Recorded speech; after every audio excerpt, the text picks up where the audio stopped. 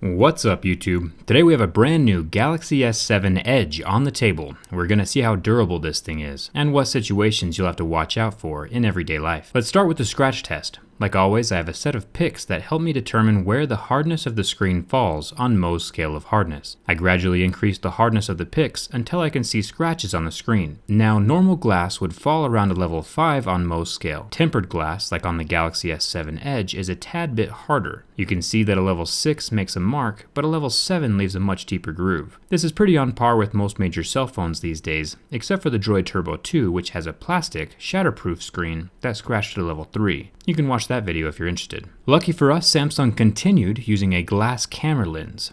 This means that the lens is much more scratch resistant, unlike the plastic lenses on the BlackBerry Priv and the Sony Z5 Premium. Give the Galaxy S7 Edge a thumbs up for the glass camera lens. Now the little heart rate sensor and flash gizmo to the side are protected with a plastic covering. Definitely not as important as the camera lens itself, but at least now you know. It was the same way with the Note 5. If these get scratched up, it's not a big deal. The side of the phone is solid aluminum, so it won't chip or discolor like the older Notes or the plastic Galaxy S5.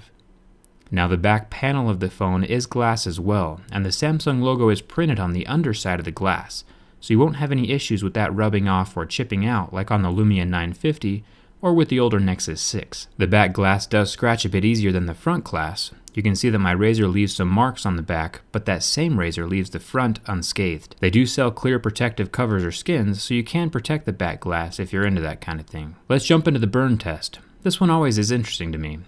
When some phones are burned with a flame, the pixels turn black and shut off while the flame is in place. Other phones, like this Galaxy S7 Edge, will turn white and never quite recover. Look how reflective that screen is. It is definitely fingerprint central. Speaking of heat, it will be interesting to check out the internal liquid cooling inside this device during my teardown video. I'll slice open that heat tube to see the guts inside, so check out that video.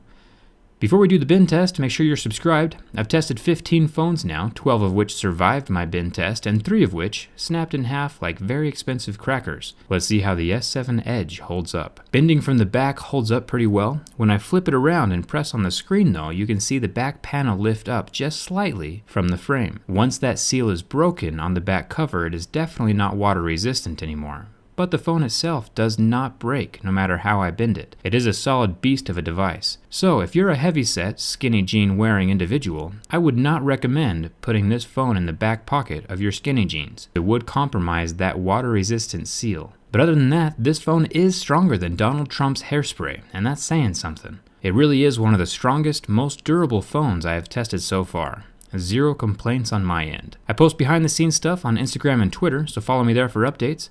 Thank you so much for subscribing. You guys make tests like this possible, and I appreciate it a ton. Thanks for watching.